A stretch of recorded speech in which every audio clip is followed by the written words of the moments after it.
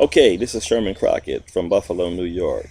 I want to read to you now from my book, Cover Your Father's Nakedness, Forgiving the Father Who Forsook You, a book that may be purchased on my website, www.shermancrockett.com.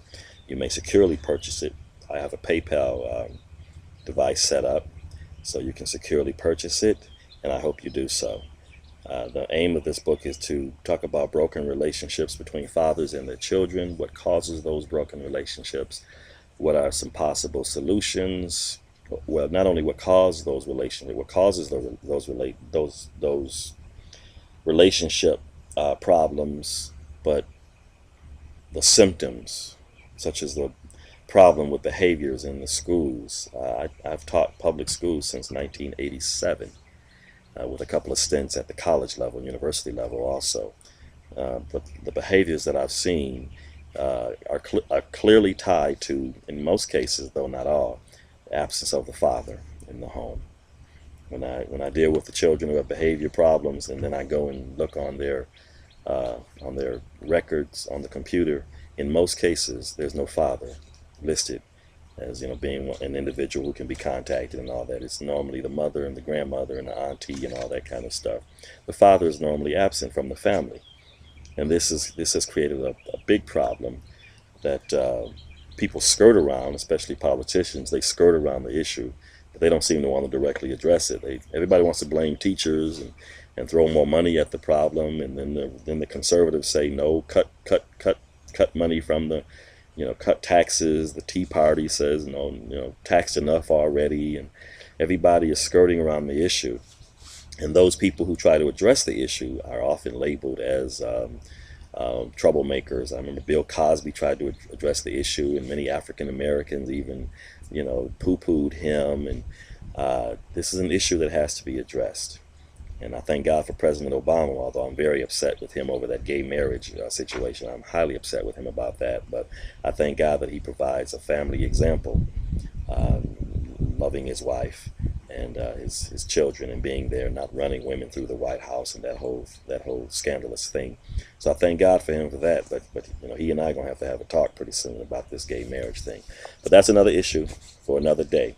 I want to read to you from chapter 3 of my book, Cover Your Father's Nakedness, Forgiving the Father Who Forsook You.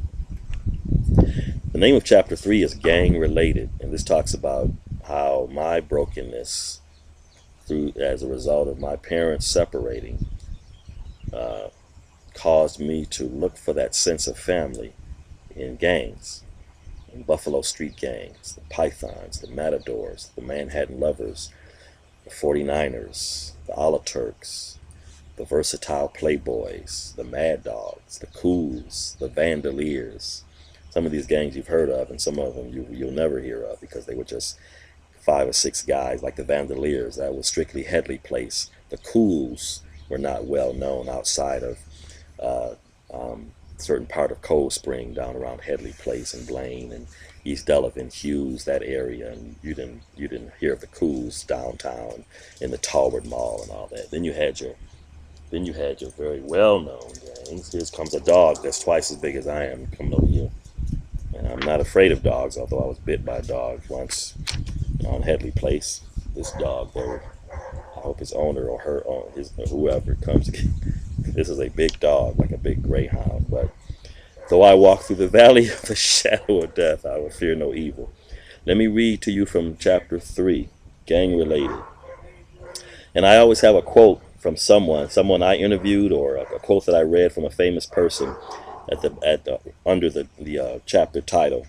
And here I'm quoting John Seda. He played the husband in the movie Selena. He played Selena's husband. Selena was played by Jennifer Lopez. But John Seda said to Selena, Jennifer Lopez, he said, "Since I met you, that emptiness, that empty feeling that I felt every day since my father left, and I knew that he wasn't coming back, is gone." Let me read that again. This is John Seda, who played the role of Chris Perez, the guitarist, with Selena y Los Dinos. "Since I met you, that emptiness, that empty feeling that I felt every day since my father left, and I knew that he wasn't coming back, is gone." All right, so I'm going to read to you from chapter 3, Gang Related. These were also the times when I began to feel and act out my insecurities by getting involved in gang-related activities. From the late 50s through the mid-1970s, Buffalo had evolved from a largely doo-wop, street corner, do-rag, process-wearing, zip gun, pipe and pocket knife carrying gangs to some really violent street gangs. Gangs such as the Pythons, the Cools, the Fillmore a la Turks, the Versatile Playboys, and the 49ers had begun to engage in street crimes which culminated in the deaths of several young people. Three of the most vicious gangs, the Matadors, the Mad Dogs, and the Manhattan Lovers, were so violent and well organized that they formed a confederation known as the 3M Nation. Out of all of these gangs that I just mentioned, I was a member at one time or another of three of them. As I look back over my life, I now know that I was searching for a sense of family, a sense of security that had been shattered by my parents' separation. I believe that I speak for many, many more young men and women when I say this, because as human beings, we all yearn for a sense of identity, a sense of purpose, and a sense of belonging. When that need isn't met or is unexpectedly shattered by death, divorce, or separation, we tend to gravitate towards someone or a group who will nurture that need. Because mine wasn't a church-going family, there were no youth or spirit-filled adult mentors who could fill that void that I felt. As a result, I began to gravitate towards some of these gangs, which I, as an ignorant adolescent, felt would meet my need for acceptance, security, and identity affirmation. The first gang that I joined, not including the Vandaliers, a pocket knife group of boys who grew up on my street and would run if you stomped your foot, was the Downtown Pythons. I say downtown because many of these gangs had several branches and affiliates throughout the Lower East Side of Buffalo. Besides the Downtown Pythons, you had the Cold Spring and the Lamp City Pythons, but the Downtown Pythons were the originals. Many of their oldest members had come out of the doo-wop street corner groups of the 50s and 60s. I remember the overwhelming desire that I had to not only join this gang, but to highly impress its members as well. I now find this so strange because I lived in Cold Spring, but I was trying to ingratiate myself to a gang that was primarily located miles away. The Downtown Pythons were primarily situated in the Ellicott Mall and the Talbot Mall. It might be Talbert Mall, I'm not sure. Two housing projects located in South Buffalo. This gang had its headquarters near streets named Elm, Ellicott, Spruce, and Pine. They were even farther away from Cold Spring than were the Matadors, Mad Dogs, and Manhattan Lovers, the 3M Nation Confederation, which had its base near streets named Sycamore, William, Genesee, Broadway, Best, Maston, and streets in the then notorious Fruit Belt. My pilgrimage to the Downtown Pythons was initiated by a Cold Spring Python member named Kevin Delk. He was about my age and was already very streetwise when I met him.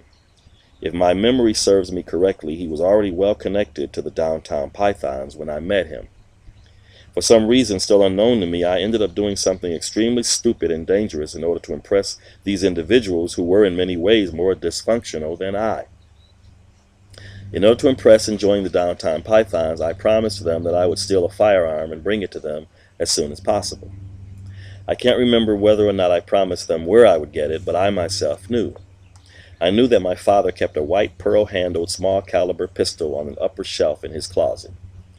This beauty was either a 22 or a 25 caliber pistol that was hidden snugly in the corner of the shelf of the closet in my parents' bedroom. I took it, stealthily smuggled it out of the house at 61 Headley Place, and proudly presented my gleaming pearl and white steel sacrifice to the lords of the Downtown Pythons. Finally, I was in. I was a member of one of, if not the toughest gangs in Buffalo, New York, a gang that was feared throughout the Lower East Side, one which boasted some of the most notorious felons in the city. I was a member, or so I thought. Instead of allowing me to run with the Downtown Pythons, I was directed to hang with and take orders from the Cold Spring Pythons, which was being set up and run by Kevin Delk. You can't imagine the disappointment that I felt when I learned this. I thought that I had finally found a family that would provide both the security, masculine leadership, and affirmation for which my soul was aching. I was nearly salivating at the prospect of being able to wear a Downtown Python jacket with its menacing, bloodthirsty serpent embroidered on the jacket's backside by the same embroidery company on Ellicott Street, which gladly profited by the superb job that it did on making all of the other gang's jackets. To be directed to follow Kevin Delk, who himself was about my age, was a devastating blow indeed. My only consolation was that I hadn't killed myself or someone else while handling my father's pistol, or hadn't been killed while worshiping at the idolatrous altar of the downtown pythons. I don't have my internet on right now. I hope I do. I'm running my webcam right now. But if I try to go wireless, it should be working since I'm so close to the house. My second unfortunate foray into the murky underworld of urban street gangs was when I somehow found myself joining the Cold Spring Matadors. If you'll notice, I said the Cold Spring Matadors. My short-lived flirtation with the downtown pythons had burned me so badly that I wasn't about to stumble through that dark and dreary emotional tunnel again. I honestly can't tell you how I ended up with the Cold Spring Matadors. Again, their operations, though in Cold Spring, were also removed from the still insulated world of Headley Place. My street was one of the last streets in Cold Spring before you hit Main Street, which ran north toward the State University of New York at Buffalo's main campus and south toward Buffalo's main shopping district. After Headley Place, you had Blaine Avenue and then Hughes Avenue and finally Eastwood Street. Then there were Humboldt Avenue and finally Main Street, and you were almost instantaneously transformed from the middle-class ghetto of Cold Spring to the Ghetto of Lily-White suburbia. The Cold Spring Matadors were led by a former Golden Gloves boxer named Douglas Moore, b.k.a. Rome. This man was feared and worshipped by many on the Lower East Side of Buffalo. This volatile combination of fear and adoration probably had its genesis in his days as a highly skilled boxer at the Maston Avenue Police Athletic League, commonly known as the PAL. Somehow he had evolved from highly skilled and promising boxer to a notorious gang leader. Shortly after I joined the Cold Spring Matadors, I was given a jacket. The Matador jacket featured a bullfighter slaying a bull with the blood of the unfortunate beast prominently displayed as it gushed out of its Matador-inflicted wounds. As with the pythons, the Matador jacket was produced by the same embroidery company on Ellicott Street. The Matadors often held meetings at what was then the Woodlawn Junior High School playground on Woodlawn Avenue. This street was more in keeping with Cold Spring Matador territory because it was surrounded by streets such as East Ferry, Glenwood, Purdy, Waverly, Verplank, Maston, Edna Place, and Jefferson Avenue, the main thoroughfare of black Lower East Side Buffalo, New York. Like the Cold Spring Pythons, the Cold Spring Matadors were the unfortunate offspring of their misguided parent, the Downtown Matadors. Like the Downtown Pythons, the Downtown Matadors were a ruthlessly violent street gang which controlled several square blocks, from Jefferson Avenue and Southampton Street south to Sycamore Avenue, and as rock legend ZZ Top would say, all points in between. They were so ruthlessly calculating that they signed a peace treaty with two other ruthless downtown gangs that they had been warring with and formed what was then called the 3M Nation. The other two gangs, the Mad Dogs and the Manhattan Lovers, were just as cold, ruthless, and lawless as they were. It only stood to reason that they would all eventually produce pernicious offspring in the Cold Spring section of the Lower East Side of Buffalo, New York. I don't know how Rome was chosen to be the leader of the Cold Spring Matadors, but I can imagine that he probably started out as a downtown matador, and as a reward for his loyalty to the downtown leaders, he, along with his ever-present sidekick, Snakebite, was given a kingdom in Cold Spring. Like many leaders, Rome led by intimidation, threats, and punitive action that soon followed. He knew that he had built a reputation as a Golden Gloves boxer who had turned into a notorious street fighter who could both threaten and punish those who didn't march to the beat of his lawless drum. With his golden brown cat eyes before the advent of colored contact lenses and very athletic build, he was a virtual ghetto Pied Piper who inspired fear, loathing, and awe in nearly everyone who either knew or knew of him. So I found myself as a member of the Cold Spring Matadors. They already had a reputation in Cold Spring for brutality and intimidation. They had already intimidated my cousin Maurice Shane, who at that time lived in Cold Spring Matador territory and attended Woodlawn Junior High School, where the Matadors usually met. into giving up his beloved Converse All-Stars to them. At this time, Converse All-Stars, some called them Chuck Taylors, were the $10 equivalent of the $200 sneakers or tennis shoes for people who live in the South, which are so prized by so many today, and for which some have unfortunately had to give their precious lives. Why I thought I would somehow benefit by joining this motley crew of thugs and miscreants is well beyond even my present understanding. Here's another quotation. This is from an aunt of mine about her relationship with her father, or lack of it. Although my father died a month before I was born, I have fond memories of him through other family members. According to them, he was a strong Christian, a good provider, and I carry nothing but fond memories of him to this day. Even though I never met him, I still consider myself to be Daddy's little girl.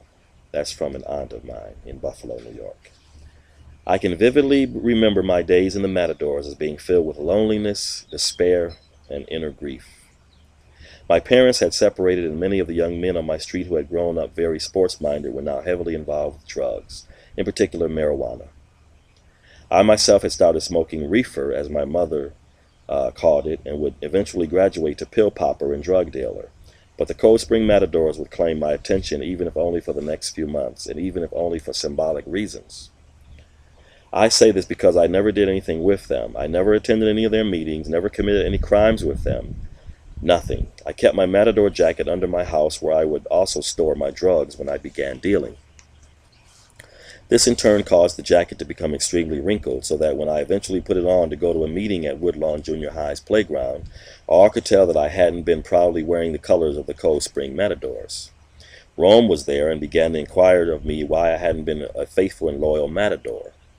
There was no need for me to say anything, because the terribly wrinkled jacket served as a loud and clear testimony to my feigned loyalty to this gang. Rome landed one of his prized Golden Gloves punches right under my eye on my jawbone, and by the grace of God let me go after kicking me out of his thug-infested and violence-driven kingdom. I had had enough of gang-related activities. I was now hustling full-time by painting houses for about $200 a house, working, gambling, and selling marijuana by the nickel and dime bags, by the ounce, and sometimes by the quarter pound. At that time, you could get a pound of marijuana for about $200. That was a long time ago, wasn't it? There were some white boys who could and would hook you up for about $150 to $180, and they usually had the best stuff. In those days, marijuana had names like Colombian, Acapulco Gold, and Chiba Chiba. When I would buy it by the pound, it would be such a small brick that I would think that I had been cheated, even though I would always weigh it before handing over my money to consummate the purchase. But once I began to hack at it and break it up, it would spread as though it had been a grain of mustard seed, which, according to my Lord Jesus Christ, who saved me by his crucifixion and resurrection, is the smallest of all seeds, but produces trees which allow the birds of the air to find refuge in them. At that time, we had access to a thick fiberglass pipe, which we called the bong. When we would put a little bit of marijuana in the little thimble which protruded from the fiberglass pipe and light it, somehow the pipe, which had water at the bottom of it, which was usually a stale yellow and emitted a very stale odor, would extract thick yellowish smoke from the little bit of marijuana that we had inserted into it. When we would let our thumb off of the hole located at the middle of the pipe, the thick yellowish smoke would rush almost totally uninhibited into our lungs. Few, if any, were we who could hold this smoke inside of us without gasping for air and choking, while at the same time wiping the tears from our eyes and laughing, foolishly grateful for the vile carbon monoxide and other toxins-laden smoke which had just infested our lungs. As a rule, I kept hundreds of dollars in my pocket, had a stunningly beautiful girlfriend who, besides being my loyal companion, supplied my every sexual desire, and I was finally free of the intimidating presence of the pythons and the matadors. All was well, or so I thought. What could possibly go wrong, right?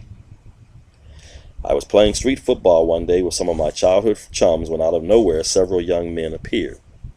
As if that weren't bad enough, they were accompanied by large, intimidating dogs, kind of like that one that just ran up on me a few minutes ago. These were the days before Rottweilers and Pit Bulls became so popular, so these must have been Dobermans and Great Danes, or Greyhounds, like that one from a few minutes ago. At that moment, we didn't realize it, but we were being forcibly drafted into the Kensington Alaturks, an unfortunate offshoot of the Fillmore Alaturks, probably the most ruthless gang in Cold Spring.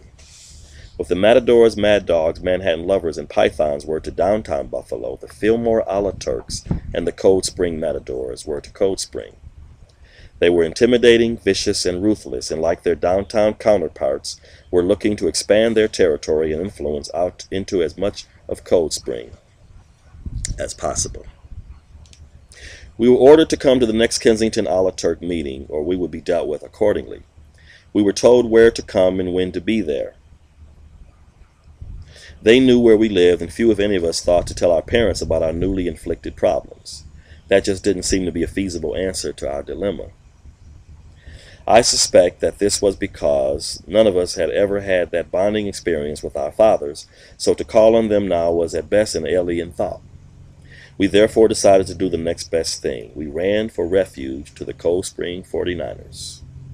The Cold Spring 49ers were led by a tall, robust former high school football and track star named Kenneth Lidge. He, his brother Gary, and the rest of his family resided on Butler Street between Lonsdale and Wohlers Avenues. I don't know when the Cold Spring 49ers started, how they began, or why, but I and others somehow knew that they were a city of refuge for us against the vicious intentions of the Kensington Alaturks. We never did attend any Kensington Alaturk meetings because we were too busy pledging our heartfelt loyalty to the Cold Spring 49ers.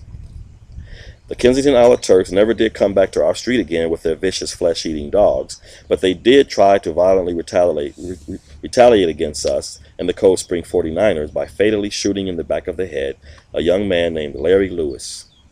This tragedy occurred on Brunswick Boulevard, right in the heart of Cold Spring 49er territory. I'm going to say this is not in the book, but I'm going to theorize now that maybe one of the reasons that the Cold Spring 49ers were formed or were strengthened was the death of Larry Lewis on Brunswick Boulevard. That may have been like the straw that broke the camel's back, which caused the 49ers to form a defense against the Kensington Alaturks. I'm just theorizing it. I could be completely off there. The Cold Spring 49ers territory closely coincided with where we lived, which was and is known as Hamlin Park, a sprawling neighborhood of largely single-family, well-kept homes in the Cold Spring section of Buffalo. This territory included streets such as Goulding Avenue, Butler Avenue, Donaldson Road, Hamlin Road, hence the name Hamlin Park, Brunswick Boulevard, Northland Avenue, East Sullivan Avenue, Beverly Road, Hughes Avenue, Blaine Avenue, and Headley Place, to where my family and I moved in 1964 after leaving the Fruit Belt. In order to ensure that the Cold Spring 49ers resources weren't spread too thinly and that we would be adequately protected, 49ers President Kenneth Lidge authorized us to start what would become known as the Inner City 49ers. He chose a young man named Dane Smith to lead us, and he helped us to organize ourselves so that we could take care of all territory north of Northland Avenue back to Headley Place, Blaine, and Hughes Avenues. By doing this, we were able to effectively cut off further incursions by either the Fillmore or the Kensington Alaturks. So there was a lot of strategy going on here, kind of like what you see in wartime, the Civil War and other wars. There was a lot of strategizing going on here, men who had brilliant minds, but yet we were using it for gang-type stuff. But men who had brilliant minds. This ghetto military strategy proved to be very effective for a while until the Fillmore and Kensington Alaturks countered our urban chess move by starting the Cold Spring and the Lamp City Alaturks, just like chess, point, counterpoint. I often wonder what would have happened if we as gang members had had the fortitude and foresight to use our strategic gang plans for spiritual and entrepreneurial exploits. But how could we? We were nearly all the products of paternal alienation, of fathers who worked to pay bills, keep a roof over our heads during the brutal Buffalo winters, to put food on our tables and to clothe us for the too short summers and unforgiving winters that are so legendary to Buffalo, the entire Niagara frontier in western New York State. But to sit down with us and teach us how to start a business or to speak prophetically into our lives or to defend us against the aggressive incursions of menacing gangs wasn't going to happen. Our fathers weren't cowards by any stretch of the imagination, but they were bound to a certain mindset which said, I'm working to provide for your bare essentials, and anything beyond that is outside the realm of my experience or ability. Let me close my reading of chapter 3 by quoting Bishop T.D. Jakes. He wants us to understand these men when he says, "We must seek to understand the wounds our fathers bear and the weapons they may have crafted to defend themselves. You may see your dad as the tired body slumped at the kitchen table at dinner before he dozes off on the couch with the newspaper in his lap. But he is a man with a sex life, a prayer life, a married life, a work life, and he may be hurting. I beseech you to strain your ears and listen for his silent screams. It is only in the understanding that we may learn to heal our own wounds." And that from Bishop T.D. Jakes. God bless you. I'm going to read from chapter 4 next. And let's see, the name of chapter 4 is Do Addictions Really Cause Our Fathers to Forsake Us? Cover your father's nakedness, forgiving the father who forsook you. www.shermancrockett.com. Look at the icon, which is the same as the book cover. You can purchase this book securely through PayPal. God bless you all. I'll be back with chapter 4 reading very shortly.